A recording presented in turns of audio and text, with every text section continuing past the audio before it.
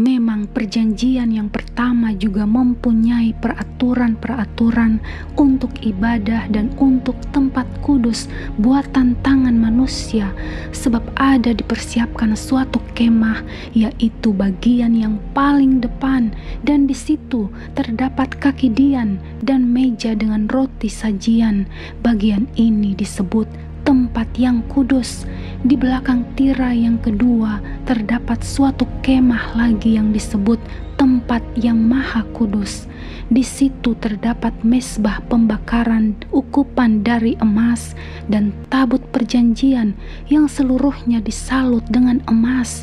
Di dalam tabut perjanjian itu tersimpan buli-buli emas berisi mana, tongkat Harun yang pernah bertunas, dan loh-loh batu yang bertuliskan perjanjian, dan di atasnya kedua kerup kemuliaan yang menaungi tutup pendamaian. Tetapi hal ini tidak dapat kita bicarakan sekarang secara terperinci. Demikianlah caranya tempat yang kudus itu diatur. Maka imam-imam senantiasa masuk ke dalam kemah yang paling depan itu untuk melakukan ibadah mereka. Tetapi ke dalam kemah yang kedua hanya imam besar saja yang masuk sekali setahun, dan harus dengan darah yang ia persembahkan karena dirinya sendiri dan karena pelanggaran-pelanggaran yang dibuat oleh umatnya dengan tidak sadar. Dengan ini Roh Kudus menyatakan bahwa jalan ke tempat yang kudus itu belum terbuka selama kemah yang pertama itu masih ada. Itu adalah kiasan masa sekarang. Sesuai dengan itu dipersembahkan korban dan persembahan yang tidak dapat menyempurnakan mereka yang mempersembahkannya menurut hati nurani mereka, karena semuanya itu di samping makanan, minuman, dan pelbagai macam pembasuhan hanyalah peraturan-peraturan untuk hidup insani yang hanya berlaku sampai tibanya waktu pembaharuan.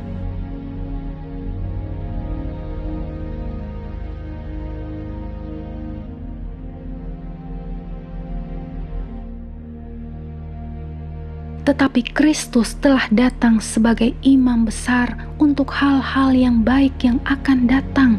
Ia telah melintasi kemah yang lebih besar dan yang lebih sempurna, yang bukan dibuat oleh tangan manusia, artinya yang tidak termasuk ciptaan ini. Dan ia telah masuk satu kali untuk selama-lamanya ke dalam tempat yang kudus, bukan dengan membawa darah domba jantan dan darah anak lembu, tetapi dengan membawa darahnya sendiri, dan dengan itu ia telah mendapat kelepasan yang kekal. Sebab jika darah domba jantan dan darah lembu jantan dan percikan abu lembu muda menguduskan mereka yang najis sehingga mereka disucikan secara lahiriah, betapa lebihnya darah Kristus yang oleh Roh yang kekal telah mempersembahkan dirinya sendiri kepada Allah sebagai persembahan yang tak bercacat, akan menyucikan hati nurani kita dari perbuatan-perbuatan yang sia-sia, supaya kita dapat beribadah kepada Allah yang hidup.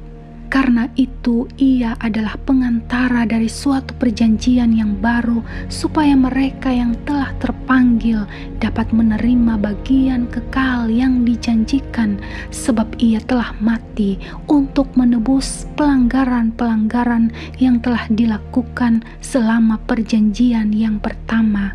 Sebab di mana ada wasiat, di situ harus diberitahukan tentang kematian pembuat wasiat itu, karena suatu wasiat barulah sah kalau pembuat wasiat itu telah mati, sebab ia tidak berlaku selama pembuat wasiat itu masih hidup.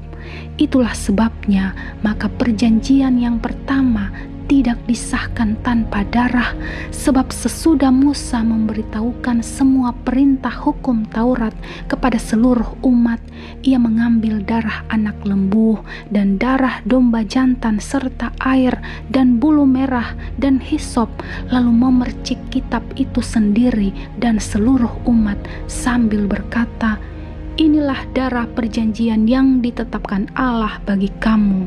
Dan juga kemah dan semua alat untuk ibadah dipercikinya secara demikian dengan darah, dan hampir segala sesuatu disucikan menurut hukum Taurat dengan darah, dan tanpa penumpahan darah tidak ada pengampunan.